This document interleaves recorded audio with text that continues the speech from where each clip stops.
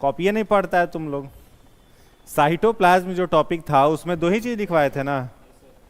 हाँ चलो ठीक है, उसके आगे आ जाओ।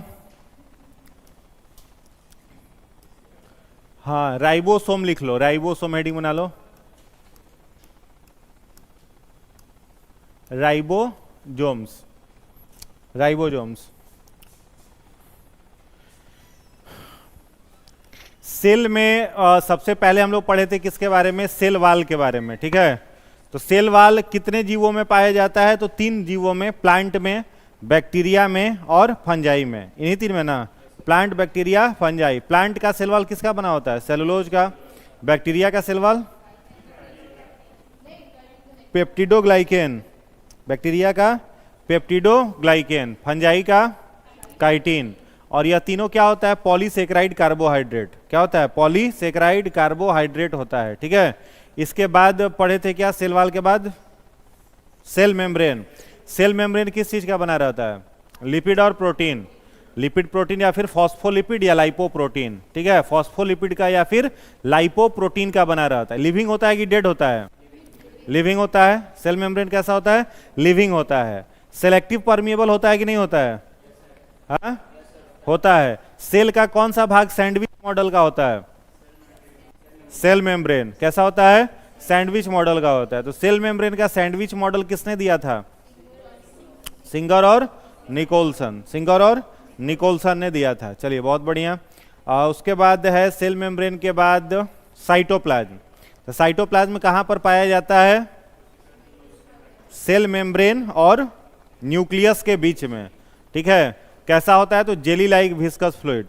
इसका मुख्य रूप से कितना काम है, 2 काम है। पहला काम सेल के शेप को मेंटेन करना, सेल के शेप को मेंटेन करना, और दूसरा काम डिस्ट्रीब्यूशन ऑफ मेटाबोलाइट्स। दूसरा काम क्या है, डिस्ट्रीब्यूशन ऑफ मेटाबोलाइट्स, मतलब उपापचयी पदार्थों को क्या करना, वितरित करना, डिस्ट्रीब्यूट करना। ये 2 काम किसका है, साइटोप्लाज्म। उसके बाद लिखे थे हम लोग क्या, माइटोकॉन्ड्रिया। माइटोकॉन्ड्रिया इंडोप्लाज्मिक रेटिकुलम कितने तरह का होता है, 2 तरह का। कितना मेम्ब्रेन होता है, सिंगल की डबल, डबल मेम्ब्रेन। 2 तरह का होता है, एक रफ और दूसरा स्मूथ। तो रफ इंडोप्लाज्मिक रेटिकुलम का क्या काम है, प्रोटीन सिंथेसिस, रफ का प्रोटीन सिंथेसिस, और स्मूथ इंडोप्लाज्मिक रेटिकुलम का लिपिड सिंथेसिस। स्मूथ का लिपिड और रफ का प्रोटीन सिंथेसिस, ठीक है, याद रहेगा।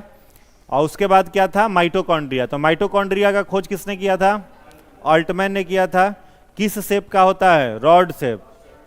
सिंगल मेम्ब्रेनस की डबल मेम्ब्रेनस, डबल मेम्ब्रेन का होता है। माइटोकॉन्ड्रिया में डीएनए होता है कि नहीं होता है, होता है। माइटोकॉन्ड्रिया में क्रेब साइकिल होता है क्या, कितना एटीपी बनता है, 38 मोल। टोटल एटीपी कितना, 38 मोल टोटल एटीपी बनता है, ठीक है। सेलुलर रेस्पिरेशन का केंद्र कौन है, साइट ऑफ सेलुलर रेस्पिरेशन, कोशिकीय श्वसन का केंद्र माइटोकॉन्ड्रिया।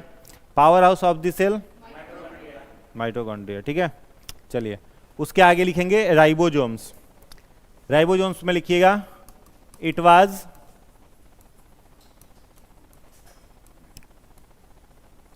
डिस्कवर्ड बाय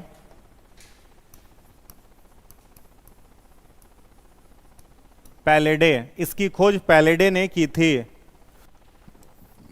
इसकी खोज पैलेडे ने की थी, पैलेडे ने की थी। It is membraneless spherical structure, membraneless spherical structure. यह झिल्ली रहित गोलाकार संरचना है, यह झिल्ली रहित गोलाकार, झिल्ली रहित गोलाकार संरचना है। It is also called, it is also called factory of, it is also called factory of protein. इसे प्रोटीन की फैक्ट्री कहते हैं, इसे प्रोटीन की, इसे प्रोटीन की फैक्ट्री कहते हैं, प्रोटीन की फैक्ट्री कहते हैं। रफ इंडोप्लाज्मिक रेटिकुलम बनाने में कौन मदद करता है, कौन मदद करता है? राइबोसोम्स करता है, ठीक है। अब देखो इसमें एक वर्ड आता है प्रोटोप्लाज्म, नाम सुने हो क्या? प्रोटोप्लाज्म। प्रोटोप्लाज्म को हिंदी में क्या कहा जाता है? जीव द्रव्य, ठीक है। पूछा जाए अगर आपसे कि इसकी खोज किसने की थी तो बताओ। हाँ हाँ, तो it was discovered by Purkinje. It was discover by Purkinje. It is living component of cell. यह कोशिका का जीवित घटक है। यह कोशिका का जीवित घटक है। It is formed by nucleoplasm. It is formed by nucleoplasm and cytoplasm. यह न्यूक्लियोप्लाज्म तथा साइटोप्लाज्म को मिलाकर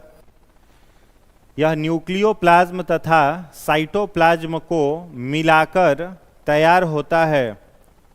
न्यूक्लियोप्लाज्म तथा साइटोप्लाज्म को मिलाकर बनता है या तैयार होता है, ठीक है। तो देखो राइबोसोम्स जो है वो कहां पर आपको पाया जाएगा? तो साइटोप्लाज्म में। जैसे कोई सेल है तो सेल में क्या है? साइटोप्लाज्म है।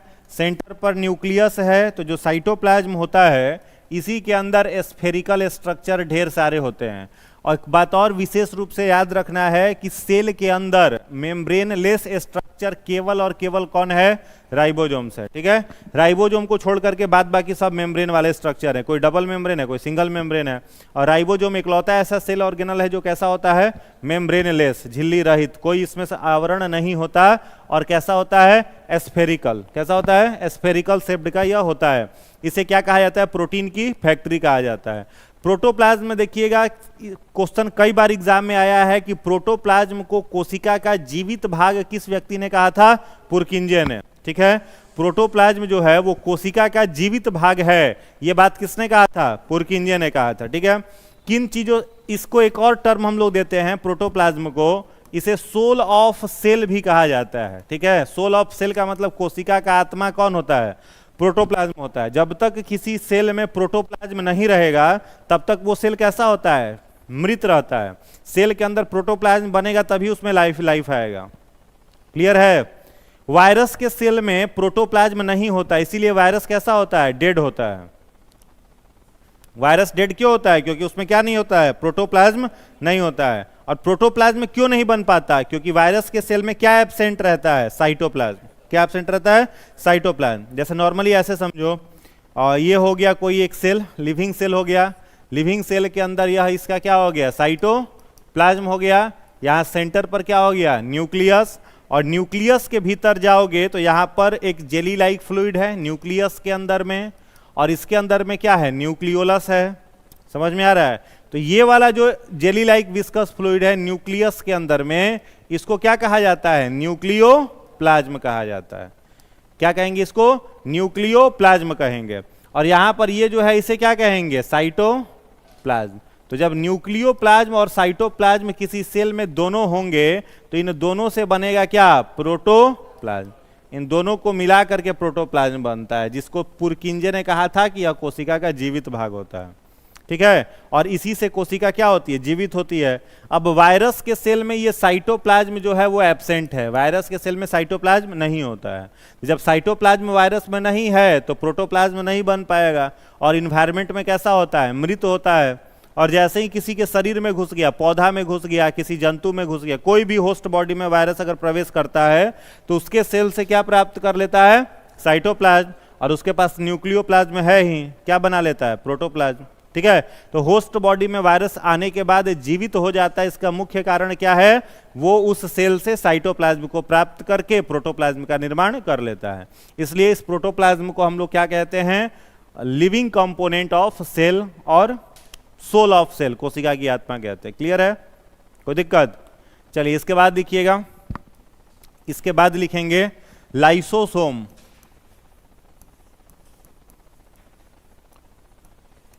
इसके बाद लिखिएगा lysosome.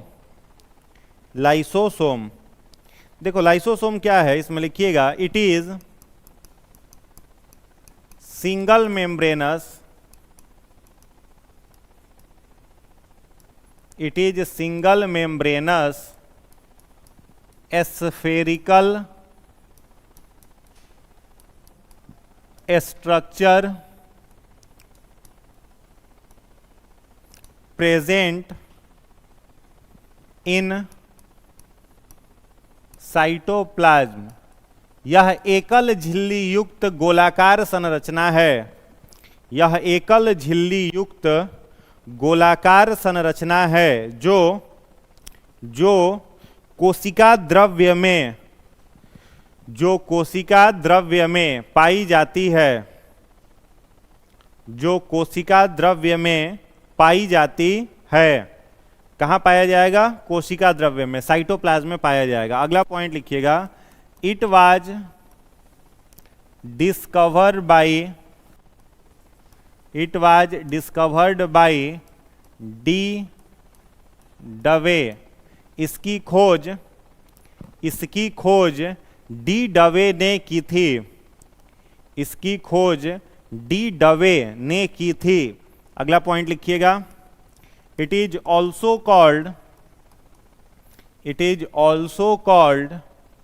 suicidal, it is also called suicidal bag of cell। इसे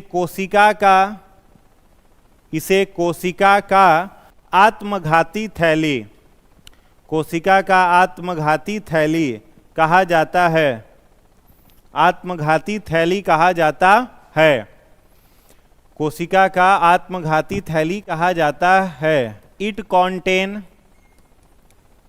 contain a strong enzyme, acid hydrolase और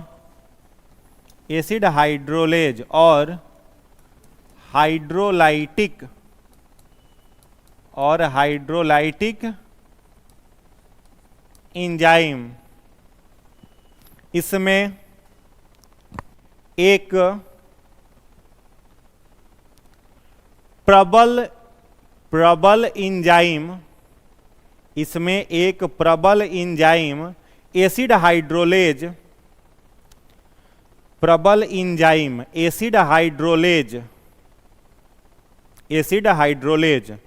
या हाइड्रोलाइटिक एंजाइम, या हाइड्रोलाइटिक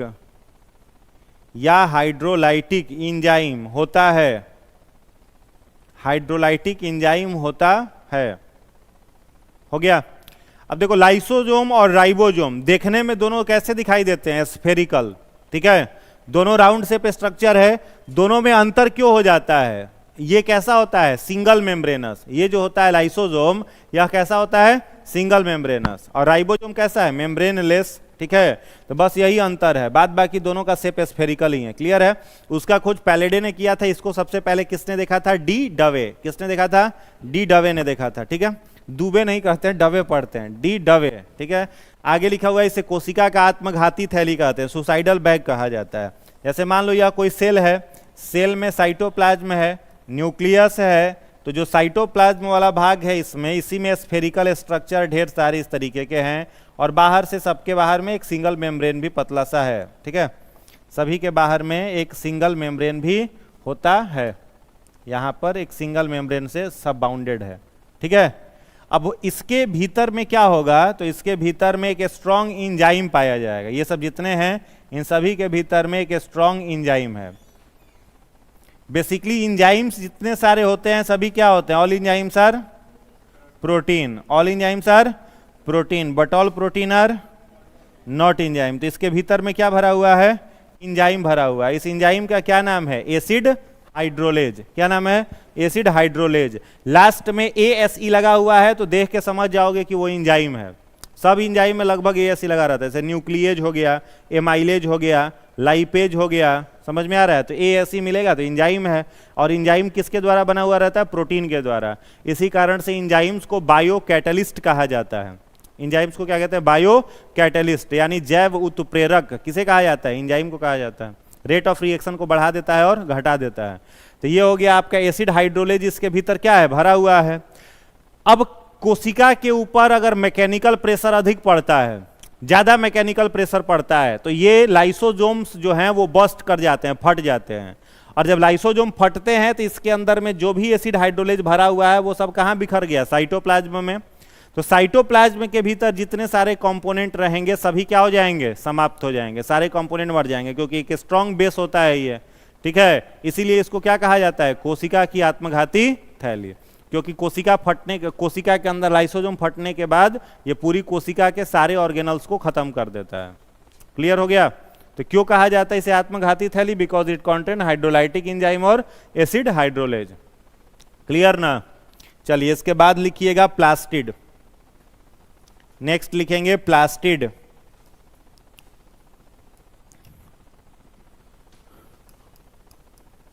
प्लास्टिड इसे हिंदी में कहा जाता है लवक। लिखिएगा इसमें it contain its own DNA। इसमें स्वयं का DNA होता है, इसमें स्वयं का यानी खुद का DNA होता है। It contain its own DNA, it contain its own DNA, ठीक है। नेक्स्ट लिखिएगा it is only found in plant cell. यह सिर्फ पादप कोशिका में, यह सिर्फ पादप कोशिका में पाया जाता है। यह सिर्फ पादप कोशिका में माने प्लांट सेल में, पादप कोशिका में पाया जाता है। अगला point, types of plastid are. लवक के निम्न प्रकार हैं। टाइप्स ऑफ प्लास्टिड आर, लवक के निम्न प्रकार हैं। टाइप्स ऑफ प्लास्टिड आर, पहला लिखिएगा क्लोरोप्लास्ट हरित लवक, क्लोरोप्लास्ट हरित लवक हो गया। इसमें लिखना it contain chlorophyll, it contains chlorophyll. इसमें क्लोरोफिल पाया जाता है, इसमें क्लोरोफिल पाया जाता है। सो इट अपीयर्स ग्रीन, इसलिए यह हरा दिखाई देता है, इसलिए यह हरा दिखाई देता है, हरा दिखाई देता है। इट हेल्प्स इन फोटोसिंथेसिस, यह प्रकाश संश्लेषण में मदद करता है, प्रकाश संश्लेषण में मदद करता है। इट हेल्प्स इन फोटोसिंथेसिस, प्रकाश संश्लेषण में मदद करता है। दूसरा लिखिएगा क्लोरोप्लास्ट के बाद क्रोमोप्लास्ट,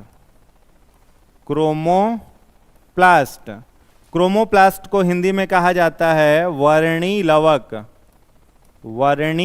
लवक। इसमें लिखिएगा इट इज कलरफुल प्लास्टिड, यह रंगीन लवक है, यह रंगीन लवक है। Generally found in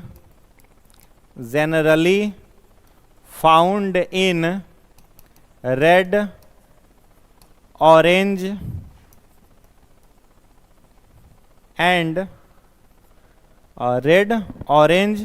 and yellow in colour, जो सामान्यतः लाल, नारंगी एवं पीले रंग के, जो सामान्यतः लाल, नारंगी एवं पीले रंग के होते हैं, पीले रंग के होते हैं। देख लिए, इट इज फाउंड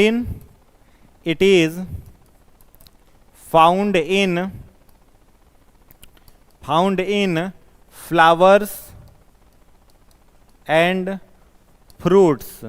ये फूल तथा फलों में, ये फूल तथा फलों में पाए जाते हैं, फूल तथा फलों में पाए जाते हैं।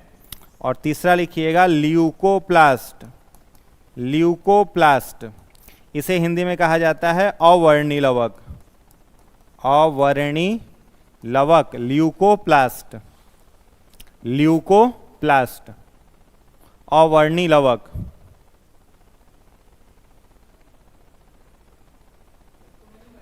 नहीं, पता में नहीं मिलेगा।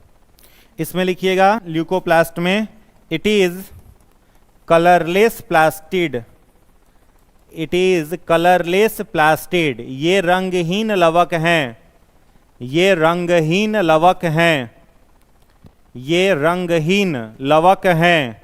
It helps in storage of, it helps in storage of, storage of carbohydrate. यह कार्बोहाइड्रेट के संचय में, कार्बोहाइड्रेट के संचय में मदद करता है, कार्बोहाइड्रेट के संचय में मदद करता है। कार्बोहाइड्रेट का स्टोरेज कौन करेगा? ल्यूकोप्लास्ट। इसका अगला पॉइंट लिख लेना, it is found in potato and roots. यह जड़ तथा आलू में, यह जड़ तथा आलू में पाया जाता है, जड़ तथा आलू में पाया जाता है। हो गया। चलिए देखिए, प्लास्टिड जो है वो केवल किस में मिलेगा आपको? प्लांट में, एनिमल में नहीं होगा। ठीक है, जंतुओं में प्लास्टिड नहीं होता, केवल किस में होगा? प्लांट में। ठीक है,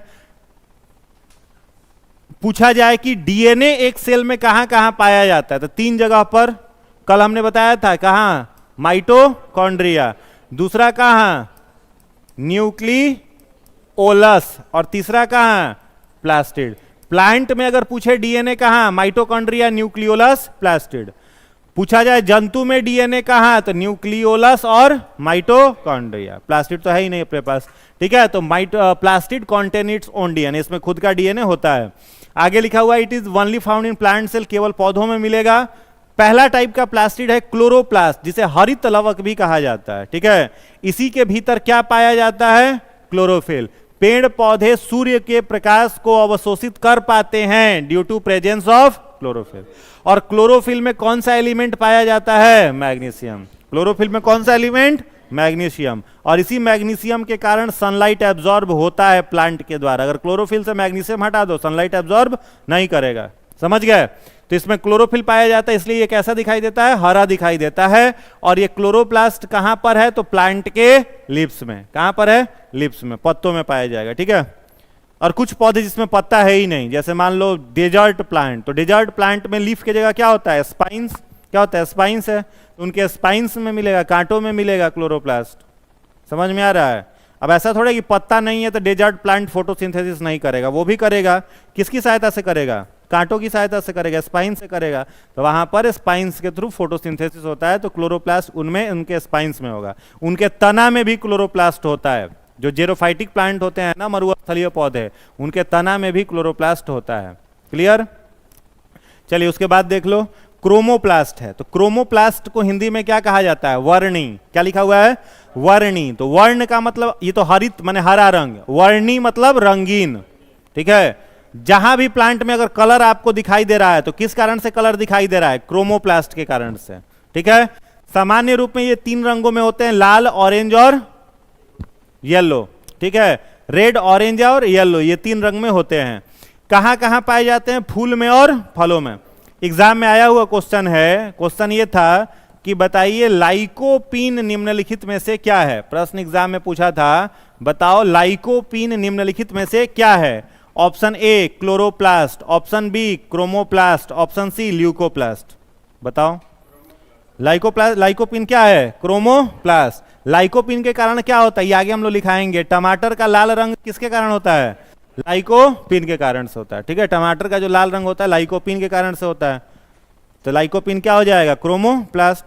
अगर दे दे एग्जांपल में, मान लो जैंथोफिल, नाम सुने हो जैंथोफिल का, नहीं सुने, जैंथोफिल। तो जैंथोफिल के कारण अड़हुल के फूल का रंग लाल होता है। ठीक है, अड़हुल के फूल का लाल रंग किस कारण से है, जैंथोफिल के कारण। तो जैंथोफिल क्या है पूछतेगा तो क्या कहोगे, क्रोमोप्लास्ट। गाजर का लाल रंग कैरोटीन के कारण से, तो कैरोटीन पूछेगा क्या है, तो क्रोमोप्लास्ट है। तो जहां कहीं भी प्लांट में या फिर किसी भी पौधा में कलर दिखाई दे रहा है, रंगीन भाग दिखाई दे रहा है, तो वो उसका क्रोमोप्लास्ट है। क्लियर ना। और तीसरा है ल्यूकोप्लास्ट। तो प्लांट में रंगहीन भाग कौन सा है, जिसका कोई कलर नहीं है, तो दो ही जगह है। एगो तो उसका जड़ रंगहीन रहता है, जड़ को छोड़कर तो बाकी सब कलरफुल है। तो पौधा के जड़ में क्या स्टोर रहता है, कार्बोहाइड्रेट। तो वहां पर कौन सा प्लास्टिड है, ल्यूकोप्लास्ट। तो ल्यूकोप्लास्ट में दो चीज याद रखोगे, आलू में, आलू जो होता है वो रिच सोर्स ऑफ कार्बोहाइड्रेट है। आलू में क्या पाया जाता है, कार्बोहाइड्रेट। तभी तो जो डायबिटीज का पेशेंट होता है उसको क्या मना कर देता है डॉक्टर कि आलू मत खाओ, मतलब आलू क्या है, कार्बोहाइड्रेट है। कार्बोहाइड्रेट माने शुगर, कार्बोहाइड्रेट मतलब शुगर, तो नहीं खाना है। तो आलू में मिलेगा आपको क्या, कार्बोहाइड्रेट। तो आलू में ल्यूकोप्लास्ट है, और पेड़ पौधों की जड़ों में ल्यूकोप्लास्ट होगा। कोई दिक्कत, क्लियर है। चलिए आगे लिखिएगा। Next, Golgi body. Golgi body, Golgi body. देखो गोल्जी बॉडी क्या है, इसमें लिखिएगा, it was discovered bye Camillo Golgi. It was discovered bye Camillo Golgi. इसका खोज कैमिलियो गोल्जी ने किया था। इसका खोज कैमिलियो गोल्जी ने किया था। किसने किया था, कैमिलियो गोल्जी ने। गोल्जी बॉडी का एक और पॉइंट लिख लो, it is also called traffic controller of cell.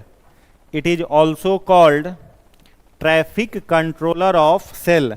इसे कोशिका का यातायात नियंत्रक, इसे कोशिका का यातायात नियंत्रक भी कहते हैं। कोशिका का यातायात नियंत्रक भी कहते हैं। ठीक है, सेल का ट्रैफिक कंट्रोलर कौन है, गोल्जी बॉडी। ठीक है, मतलब सेल के भीतर जो भी मेटाबोलाइट्स जाएगा, जो भी उपापचयी पदार्थ जाएगा, वो सारे सेल ऑर्गेनल तक डिस्ट्रीब्यूट कौन करेगा, गोल्जी बॉडी करेगा। साइटोप्लाज्म ना, कल लिखवाए थे ना जी, डिस्ट्रीब्यूशन ऑफ मेटाबोलाइट्स साइटोप्लाज्म, तो साइटोप्लाज्म करेगा। लेकिन वो फंसे नहीं, माने अब जैसे कोई सेल है, मान लो कि ये कोई सेल है, ठीक है, अब इस सेल में यहां पर माइटोकॉन्ड्रिया हो गया, यहां पर इसी तरीके का इंडोप्लाज्मिक रेटिकुलम हो गया, यहां पे लाइसोजोम हो गया, इसी के अंदर गोल्जी बॉडी भी मिलेगा आपको। ठीक है, तो मान लो सब अलग अलग सेल ऑर्गेनल है, तो सब तक तो पदार्थ जाना चाहिए, प्रोटीन, कार्बोहाइड्रेट, फैट, विटामिन सब तक जाना चाहिए। तो सब फंस मत जाए, सब तक प्रॉपरली चला जाए। तो ट्रैफिक नियंत्रण का काम कौन कर देता है, गोल्जी बॉडी कर देता है। इसी के बारे में बताया था सबसे पहले किसने, कैमिलियो गोल्जी ने। ठीक है, चलिए नेक्स्ट लिखिएगा वैक्यूल्स। नेक्स्ट लिखेंगे वैक्यूल्स।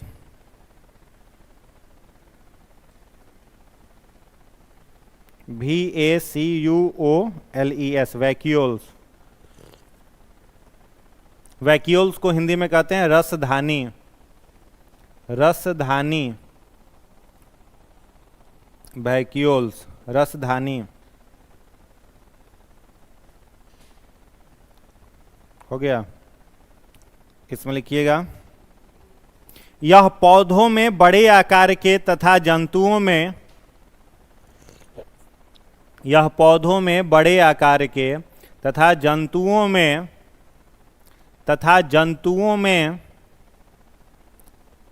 अनुपस्थित या छोटे आकार के होते हैं।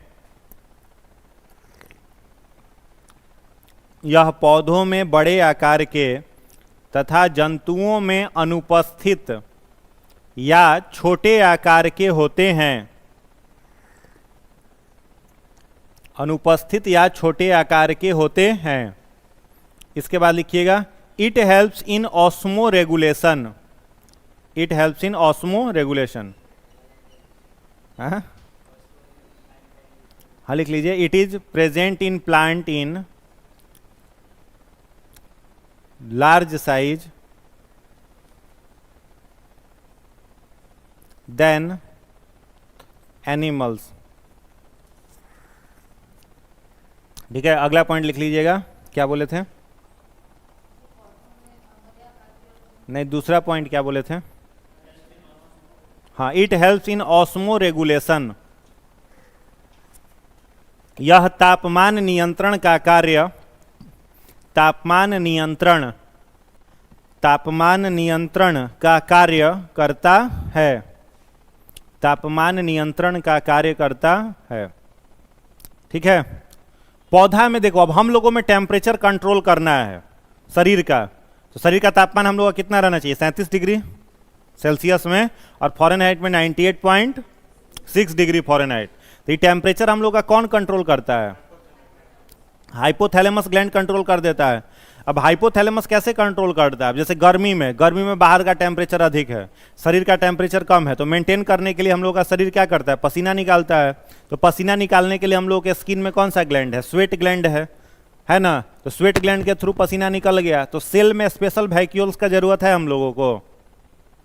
टेम्परेचर तो हम लोग का मेंटेन स्वेट ग्लैंड कर दिया ना, और हाइपोथैलेमस ग्लैंड कर दिया, तो अलग से वैक्यूल्स का जरूरत है क्या? नहीं है।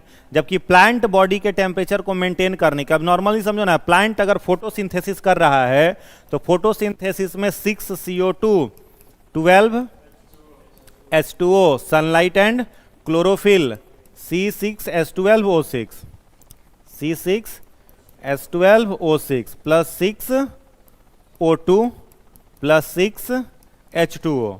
तो यहां पर ये वाटर एक्स्ट्रा बच गया कि नहीं बच गया? और फोटोसिंथेसिस अगर प्लांट में हो रहा है तो फोटोसिंथेसिस के दौरान उसका तापमान क्या रहेगा? बढ़ा हुआ रहेगा। प्लांट टेम्परेचर तो ज्यादा रहेगा ना फोटोसिंथेसिस के दौरान, और ये लास्ट में क्या बच रहा है? वाटर बच रहा है। तो ये पानी पौधा सेल में रखेगा कि रिलीज कर देगा? रिलीज करेगा ना।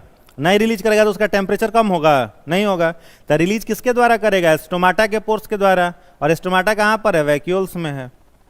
ठीक है, तो वैक्यूल्स का मेन काम क्या हो जाएगा? प्लांट में क्या करना? ऑस्मो रेगुलेशन कराना, यानी उसके तापमान को नियंत्रित करने में ये महत्वपूर्ण भूमिका निभाता है।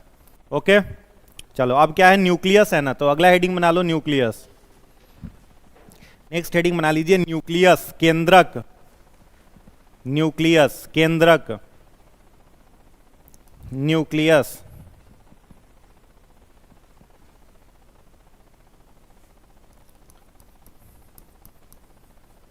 इसमें लिखिएगा it is only found in eukaryotic cell. यह सिर्फ यूकैरियोटिक कोशिका में पाया जाता है। यह सिर्फ यूकैरियोटिक कोशिका में, यूकैरियोटिक कोशिका में पाया जाता है। नेक्स्ट पॉइंट इसमें लिखिएगा it is double membranous. It is double membranous dense spherical structure present at the center of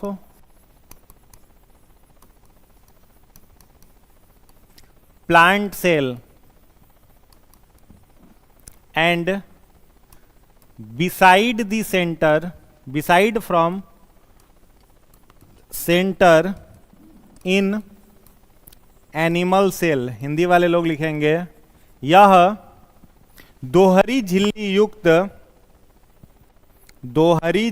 युक्त घनाकार घनाकार एवं गोलाकार, घनाकार एवं गोलाकार संरचना है, घनाकार एवं गोलाकार संरचना है जो जंतु कोशिका के केंद्र में, जो जंतु कोशिका के केंद्र में तथा पादप कोशिका के केंद्र से किनारे, जंतु कोशिका के केंद्र में तथा पादप कोशिका में केंद्र से किनारे पाया जाता है, पाया जाता है। नेक्स्ट पॉइंट इसमें लिखिएगा, it was discovered by Robert brown, इसकी खोज रॉबर्ट ब्राउन ने की थी, रॉबर्ट ब्राउन ने की थी, comma it is also called, it is also called brain और मास्टर ऑफ सेल, ब्रेन और मास्टर ऑफ सेल। इसे कोशिका का मस्तिष्क, इसे कोशिका का मस्तिष्क एवं नियंत्रक, कोशिका का मस्तिष्क एवं नियंत्रक कहा जाता है, कोशिका का मस्तिष्क एवं नियंत्रक कहा जाता है। ठीक है, कोशिका का मस्तिष्क एवं नियंत्रक कहा जाता है। नेक्स्ट लिखना, अगला पॉइंट लिखिएगा, डीएनए ब्रैकेट में डीऑक्सी राइबोन्यूक्लिक एसिड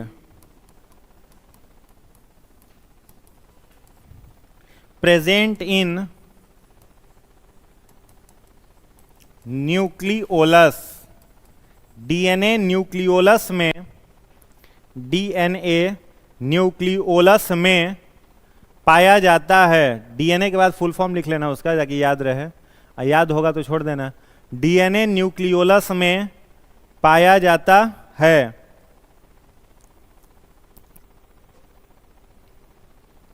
न्यूक्लियोलस में पाया जाता है। हो गया, कॉमा देकर के कंटिन्यू करना। DNA is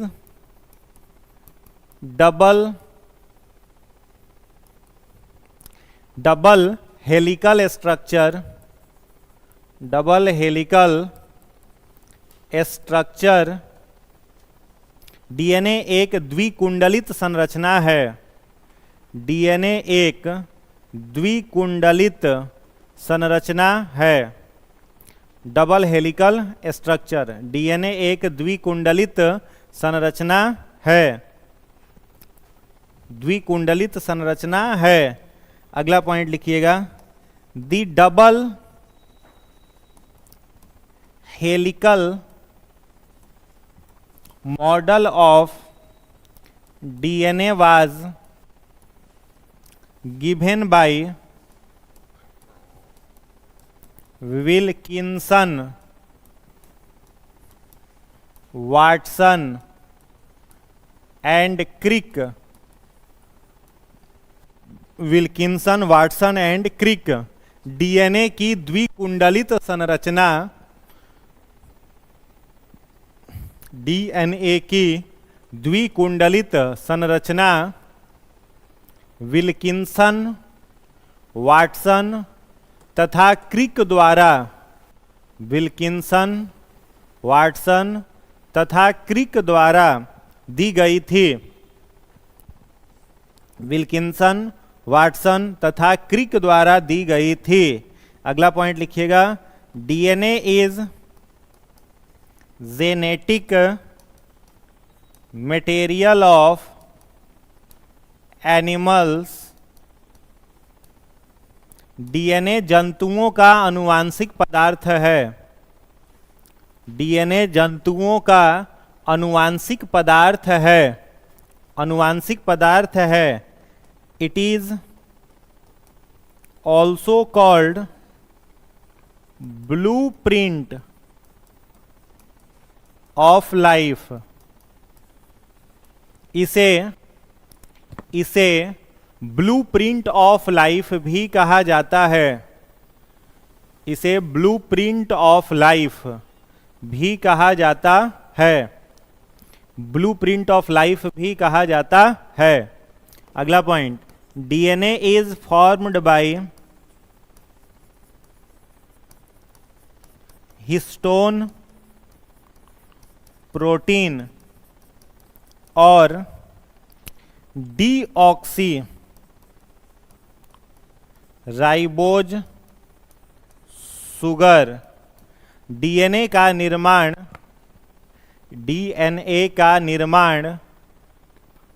histone protein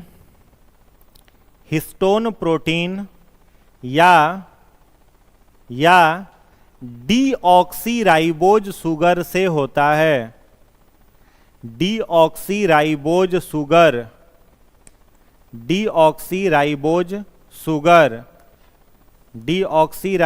sugar से होता है। हिस्टोन प्रोटीन या डीऑक्सीराइबोज सुगर से होता है। डीऑक्सीराइबोज सुगर से होता है। नेक्स्ट लिखिएगा, द नाइट्रोजिनस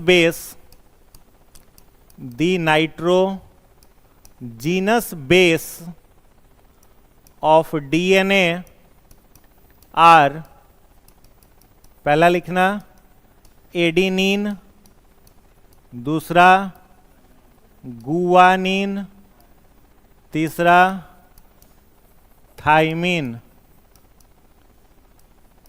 चौथा साइटोसिन।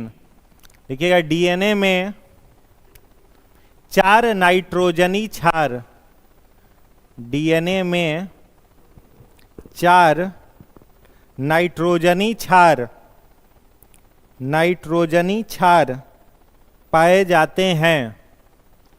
4 नाइट्रोजनी क्षार पाए जाते हैं। चारों का नाम लिख लो, adenine, guanine, cytosine, thymine.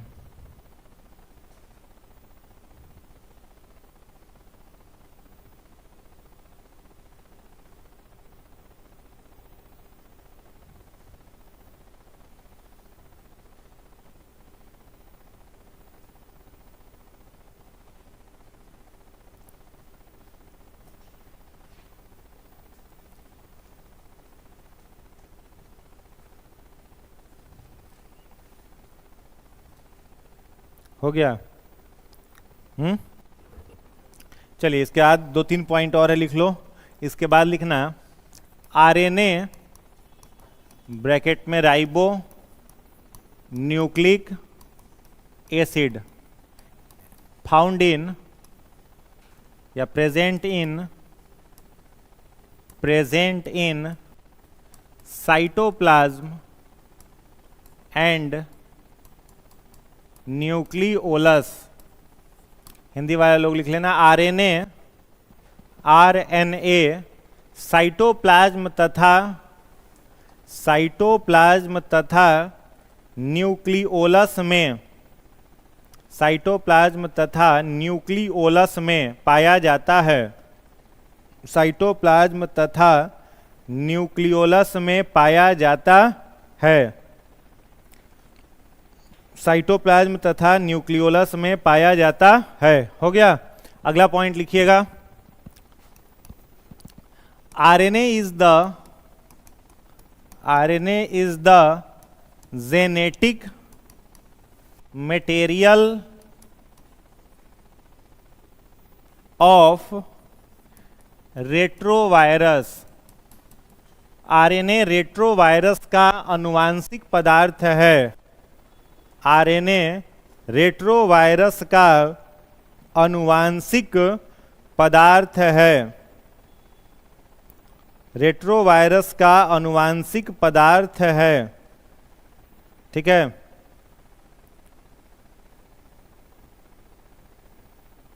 Retrovirus का अनुवांशिक पदार्थ कौन सा हो गया? ठीक है, आरएनए हो जाएगा रेट्रोवायरस का अनुवांशिक पदार्थ। चलो नेक्स्ट लिखना, इट इज या आरएनए इज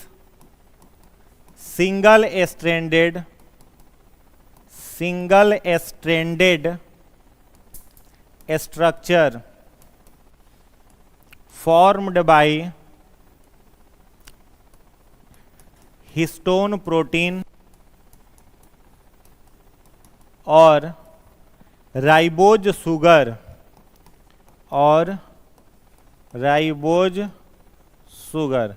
आरएनए एकल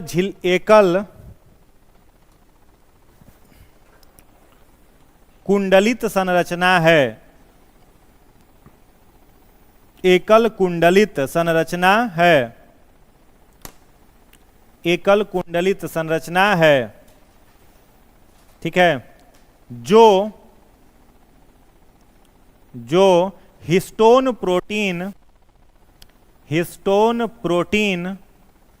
तथा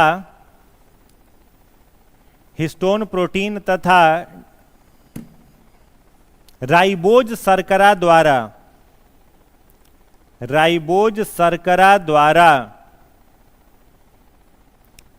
बना होता है। अगला पॉइंट लिखिएगा, the nitrogenous base of RNA is, the nitrogenous base of RNA, the nitrogenous base of RNA is adenine, दूसरा गुआनिन, तीसरा साइटोसिन, चौथा यूरासिल।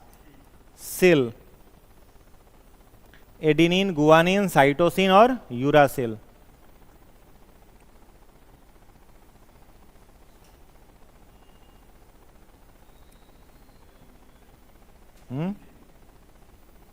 हिंदी कौन चाहिए? इतना हिंदी चलते रहेगा। आरएनए का नाइट्रोजनी क्षार, आरएनए का नाइट्रोजनी क्षार निम्न है।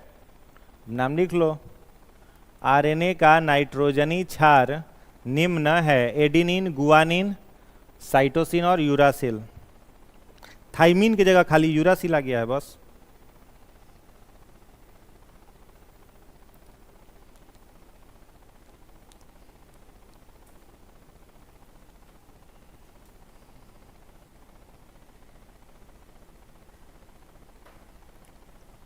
हो गया? याद हो ही गया होगा, है ना? चलो देख लो। देखो न्यूक्लियस जो है ना वो केवल कौन से सेल में पाया जाएगा? न्यूक्लियस सिर्फ पाया जाएगा यूकैरियोटिक सेल में, प्रोकैरियोटिक में नहीं होगा। यू मतलब क्या होता है? ट्रू। यू मतलब तुलू और कैरियोटिक मतलब न्यूक्लियस, कैरियोटिक मतलब न्यूक्लियस, ठीक है। कैरियोलॉजी याद है? न्यूक्लियस के स्टडी को क्या कहते थे? कैरियोलॉजी लिखवाए थे ना। तो जिसमें न्यूक्लियस हो यूकैरियोटिक हो जाएगा। प्रोकैरियोटिक में न्यूक्लियस, प्रोकैरियोटिक धरती पर कौन जीव है? मारेंगे चला क्या? अमीबा में न्यूक्लियस नहीं होता है, हाँ? मोनेरा। यू प्रोकैरियोटिक केवल कौन है? मोनेरा, माने बैक्टीरिया। बैक्टीरिया को छोड़ के बाद बाकी सब क्या है? यूकैरियोटिक, ठीक है। एकलौता प्रोकैरियोटिक कौन है? बैक्टीरिया। सिर्फ बैक्टीरिया ही प्रोकैरियोटिक, बाद बाकी सब यूकैरियोटिक। याद रहेगा। क्वेश्चन पूछेगा कि प्रोकैरियोटिक जो सेल होते हैं, ठीक ना, प्रोकैरियोटिक जो सेल होते हैं, इस प्रोकैरियोटिक सेल में क्या न्यूक्लियस कभी नहीं रहता? तो रहता है। कितना देर तक रहेगा? बस उसके इम्ब्रियोनिक स्टेज में। इम्ब्रियोनिक स्टेज का मतलब क्या होता है? भ्रूणावस्था। जिस समय उसका डेवलपमेंट हो रहा होगा ना, बस उतना देर उसमें न्यूक्लियस रहेगा प्रोकैरियोटिक में। और जब वो डेवलप सेल बन जाएगा उसका न्यूक्लियस डिसअपियर हो जाएगा। समझ में आ रहा है? इसीलिए इसको प्रोकैरियोटिक कहते हैं। प्रो मतलब क्या होता है? बिफोर।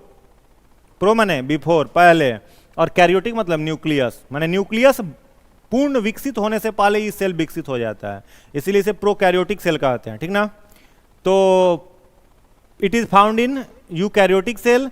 कैसा होता है? Double membranous. जैसे मान लो कोई सेल है, यहां पर मान लो कोई कोशिका है, तो बीच के सेंटर पर इसमें क्या मिलेगा? न्यूक्लियस। तो न्यूक्लियस बाहर से क्या झिल्ली से घिरा हुआ है? 2 झिल्ली से, डबल। डेंस का मतलब क्या होता है? घनाकार। घनाकार इसे क्यों कह रहे हैं? क्योंकि इस न्यूक्लियस के बीच में क्या है, कौन सा है, न्यूक्लियोप्लाज्म। क्या है यहां पर, जैसे सेल के अंदर क्या था, साइटोप्लाज्म, वैसे ही न्यूक्लियस के अंदर क्या है, न्यूक्लियोप्लाज्म। तो डेंस हुआ कि नहीं हुआ, तो डबल मेम्ब्रेनस है, डेंस है, मतलब इसके अंदर फ्लूइड भरा हुआ है, तरल द्रव्य भरा हुआ है। Present at the center of plant cell है, उल्टा हो गया है, present at the center of animal cell ना, सेंटर में कहां होता है, एनिमल सेल के, और यहां कर लेना प्लांट सेल में सेंटर पर नहीं होता है। बस आगे पीछे कर लो, इसको एरो दे दो, समझ में आ जाएगा।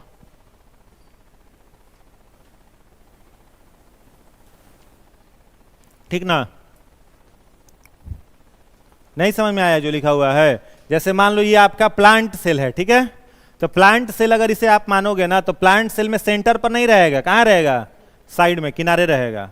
और एनिमल सेल अगर रहेगा तो एनिमल सेल में बिल्कुल कहां रहेगा, सेंटर पर रहेगा। बस यही लिखा हुआ है, ठीक है। हिंदी में ठीक लिखवाए हैं, चलो इंग्लिश में गड़बड़ा गया है।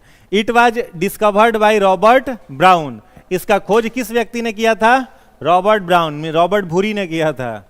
ब्राउन माने भूरा तो मिस्टर भूरा ने किया था, रॉबर्ट भूरा ने किया था।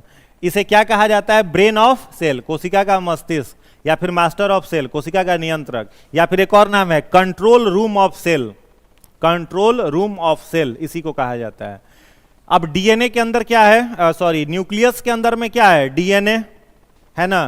तो डीएनए का पूरा नाम डीऑक्सीराइबोन्यूक्लिक एसिड, पहले ऐसे समझ लो फिर समझ में आएगा। जैसे डीएनए है तो डीएनए आपको कैसा दिखाई देता है, तो दो धागे हैं और दोनों धागे आपस में इस तरीके से उलझे हुए हैं, ठीक है। तो इसको क्या कहा जाएगा, double helical model, double helix या डबल हेलिक्स मॉडल या हेलिकल मॉडल। कई जगह पर हेलिकल के जगह दिया रहता है डबल स्ट्रैंडेड मॉडल, एक ही बात है, ठीक है। डबल हेलिकल लिखा रहा है, डबल स्ट्रैंडेड लिखा हुआ है, एक ही बात है, ठीक है। दो, इसको हिंदी में कहा जाता है कुंडलित, द्विकुंडलित। अब डीएनए ऐसा दिखाई देता है। अब जैसे डीएनए का पूछ दे आपसे खोज किसने किया था, तो सबसे पहले इसका खोज करने वाला वैज्ञानिक था, उसका नाम था फ्रेडरिक मीसर। यह भी याद रखना, डीएनए का खोजकर्ता अगर पूछ देना आपसे तो किसका नाम याद रखोगे, फ्रेडरिक मीसर। इसने डीएनए को खोजा था, सबसे पहले देखा था। लेकिन डीएनए एक्चुअल में दिखाई कैसे देता है, डबल हेलिकल, ये बताने वाले वैज्ञानिक तीन थे। पहला नाम किसका आता है, विल्किंसन, कई जगह पर इसका नाम नहीं दिखेगा। दूसरा कौन था, वाटसन, और तीसरा कौन आया, क्रिक। इन तीनों को नोबेल प्राइज मिला था, ठीक है। डीएनए की द्विकुंडलित संरचना के बारे में बताने के लिए इन तीनों को नोबेल प्राइज मिला था। लेकिन ज्यादातर किताबों में विल्किंसन का नाम नहीं आता है, किसका नाम आता है, वाटसन और क्रिक का। तो कंफ्यूज मत होइएगा, अगर पूछे आपसे कि डीएनए की द्विकुंडलित संरचना किसने दी थी, तो वाटसन और क्रिक, ठीक है। विल्किंसन अगर नहीं रहे तो घबराइएगा मत, वाटसन और क्रिक कर दीजिएगा। और पूछे कि खोज किसने किया था, तो फ्रेडरिक मीसर ने किया था। समझ गए। तो डीएनए ऐसा दिखाई देता है। अब डीएनए में ये जो दो धागे हैं, दो तंतु हैं, दो फाइबर्स हैं, ये फाइबर्स किस चीज के बने रहते हैं? इस फाइबर को कहा जाता है क्रोमेटिन फाइबर, ठीक है।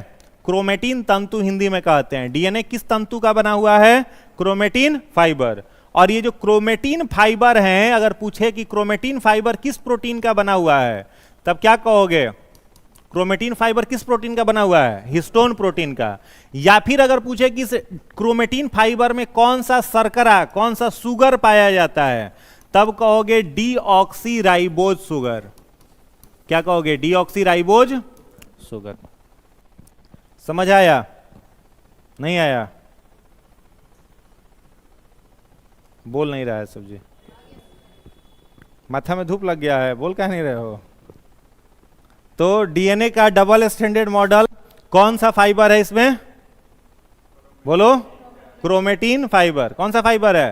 Chromatin fibre. क्रोमेटिन फाइबर किस प्रोटीन का बना है? हिस्टोन प्रोटीन का। डीएनए में कौन सा शुगर हो गया? Deoxyribose sugar.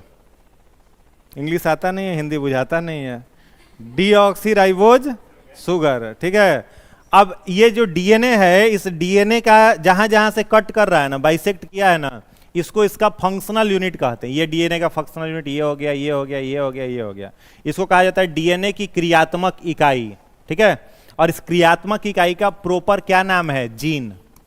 अगर पूछा जाए कि डीएनए की क्रियात्मक इकाई को क्या कहते हैं? जीन कहते हैं। इसको लिख लीजिए, the functional unit of DNA is called gene. The functional unit of DNA is called gene. DNA की क्रियात्मक इकाई को जीन कहा जाता है। जीन मतलब चिराग रगड़ने से जो प्रकट होता है। था ना, कोई सीरियल आया था अलाउद्दीन, उसके पास जादुई चिराग था, वह वाला जीन।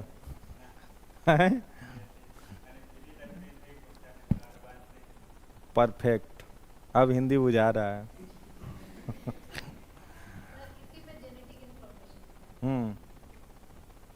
हो गया। तो डीएनए का ये जो फंक्शनल यूनिट है इसको क्या कहेंगे? जीन कहेंगे। अब मान लो एगो फंक्शनल यूनिट थोड़ा सा बड़ा हमने बना दिया, इस तरीके का हो गया, तो इसको क्या कहा जाएगा? क्रोमोजोम। इसको क्या कहा जाता है? क्रोमोजोम्स इसे कहा जाता है, ठीक है, क्रोमोजोम्स कहते हैं। और ये जो क्रोमोजोम्स हुआ, इसी क्रोमोजोम्स के ऊपर कैरेक्टर्स बैठे रहते हैं। ये जो अब क्रोमोजोम की संख्या हम लोगों में कितना जोड़ा है? 23 जोड़ा है ना, 23 पेयर। तो मान लो मेल की अगर बात करें तो 23 को क्या लिख सकते हो? 22 प्लस एक्स वाई लिख सकते हो मेल में, और फीमेल में 22 प्लस एक्स एक्स लिख देंगे, तो 23 जोड़ा हो गया ना। इसको क्या कहेंगे? इसका क्या नाम है? ऑटोजोम्स कह सकते हैं, कैरेक्टर डिटर्मिनेटिंग क्रोमोजोम। जो क्या कहेंगे? Character determining chromosome. मतलब मेल के शरीर के अंदर जो भी गुण है अथवा दोष है वो कितना पेयर में है? 22 पेयर में। आंखों का रंग, त्वचा का रंग, बाल का स्ट्रक्चर, हाइट, कोई बीमारी है तो वो सब कितना पेयर में है? 22 पेयर में। और एक्स वाई क्या है? सेक्स डिटर्मिनेटिंग क्रोमोजोम, लिंग निर्धारक क्रोमोजोम है। फीमेल में भी character determining 22 pair, sex determining एक पेयर, एक्स और एक्स।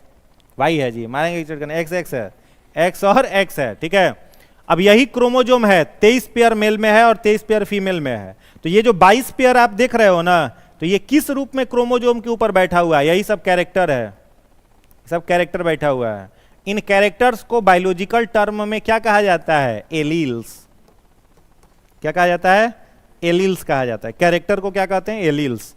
तो इसी जीन के ऊपर एलील रहता है, और यही एलील एक पीढ़ी से दूसरी पीढ़ी में चला जाता है, कैरेक्टर्स को लेकर के चला जाता है। इसीलिए जो संतान जन्म लेता है वो पिता के तरह भी दिखता है और माँ के तरह भी। पिता का क्रोमोजोम किससे आया हुआ रहता है? दादा दादी से। तो संतान दादा दादी की तरह दिखेगा कि नहीं दिखेगा? कहाँ कंफ्यूजन में है? दिखेगा कि नहीं दिखेगा? दिखेगा, समझ गए? चाचा फूआ की तरह दिखेगा कि नहीं दिखेगा? नहीं, लेफ्ट राइट नहीं, अप एंड डाउन दिखेगा। चाचा फूआ की तरह दिखेगा, समझ गए? चाची फूफा की तरह हंस रही है चाची फूफा की तरह नहीं दिखेगा। नाना नानी की तरह, मामा मौसी नहीं, पिटाएगी यार। बोले उसको धूप लग गया है माथा में, उसका दिमाग काम नहीं कर रहा है मामा मौसी की तरह, सब में उनाहे बोल रही है। मामा मौसी की तरह, हाँ।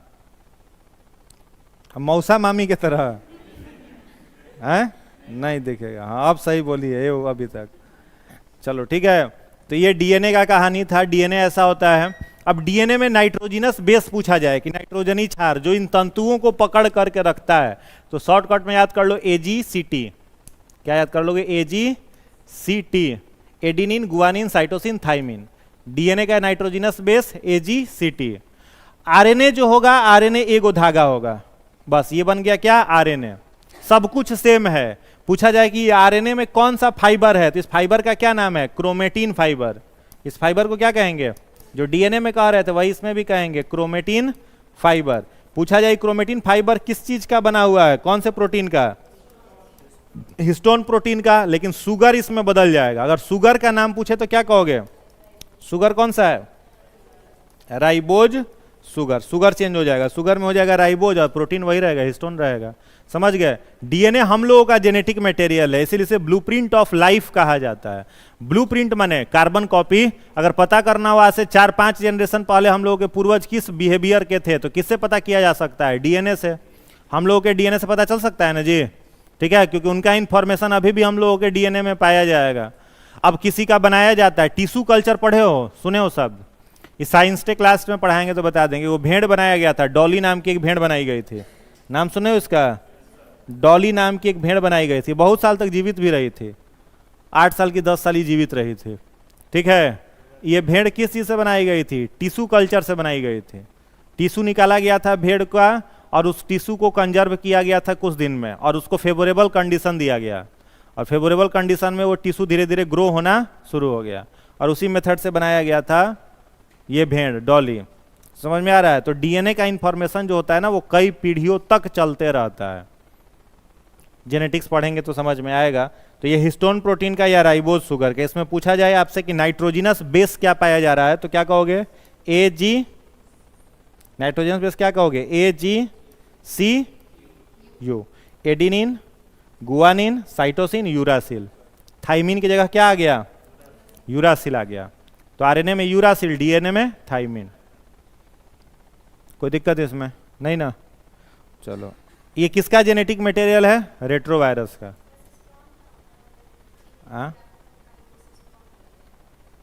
जीन के, हाँ, तो जीन के क्रियात्मक इकाई को बोलेंगे, वो फंक्शनल यूनिट, माने जीन उसी से बना हुआ है, वो और माइक्रो हो गया, जीन से छोटा भाग हो गया। चलिए समझ गए, कोई दिक्कत? ये किसका जेनेटिक मटेरियल है? रेट्रोवायरस का। क्वेश्चन एग्जाम में आया है ना पिछली बार कि वायरस का आनुवांशिक पदार्थ क्या होता है, तो वायरस का आनुवांशिक पदार्थ क्या होता है? डीएनए या आरएनए, आइदर आरएनए और डीएनए, दोनों में से कोई एक हो सकता है, दोनों का भी कोई एक रहेगा, डीएनए या फिर डीएनए हम लोगों के सेल में कहां कहां है? माइटोकॉन्ड्रिया में है, और कहां है हम लोगों के? न्यूक्लियोलस में। ठीक है, और आरएनए कहां कहां पाया जाता है? साइटोप्लाज्म में भी होता है और न्यूक्लियोलस में भी। आरएनए दोनों जगह लिखाए होंगे कहीं पॉइंट। चलिए यहां तक हो गया था, इसको एक बार पढ़ देते हैं, देख लो। तो it was discovered by Robert brown, ये न्यूक्लियस हो गया ना, हाँ, रॉबर्ट ब्राउन ने खोज किया था। डीएनए डबल हेलिकल स्ट्रक्चर है, जिसके बारे में विल्किंसन, वाटसन और क्रिक ने बताया था। डीएनए जेनेटिक मटेरियल है एनिमल्स का, इसलिए इसे ब्लूप्रिंट ऑफ लाइफ कहा जाता है। डीएनए हिस्टोन प्रोटीन का बना हुआ है, या इसमें डीऑक्सीराइबोज शर्करा होता है। डीएनए में नाइट्रोजिनस बेस के रूप में एडिनिन, गुआनिन, साइटोसिन, थाइमिन होते हैं। आरएनए को राइबो न्यूक्लिक एसिड कहा जाता है, यह साइटोप्लाज्म में भी पाया जाता है और न्यूक्लियोलस में भी पाया जाता है। आरएनए जो है उसे जेनेटिक मटेरियल कहा जाता है, किसका? रेट्रोवायरस का। रेट्रोवायरस मतलब मेनली कौन कौन सा वायरस? HIV, TMV, influenza. समझ में आया? इन 3 वायरस को क्या कहा जाता है? रेट्रोवायरस। HIV, TMV और इन्फ्लुएंजा को रेट्रोवायरस कहा जाता है। इन तीनों का जेनेटिक मटेरियल क्या होगा? आरएनए। TMV में ही ना पहला वायरस खोजा गया था, सबसे पहला वायरस कौन सा खोजा गया था? TMV। किसके द्वारा खोजा गया था? इवानोवस्की। किसने खोजा था? इवानोवस्की ने खोजा था। चलो तो हो गया। आरएनए इज सिंगल स्ट्रैंडेड, ये सिंगल स्ट्रैंडेड होता है, हिस्टोन प्रोटीन का बना हुआ है, राइबोज शुगर इसमें पाया जाएगा।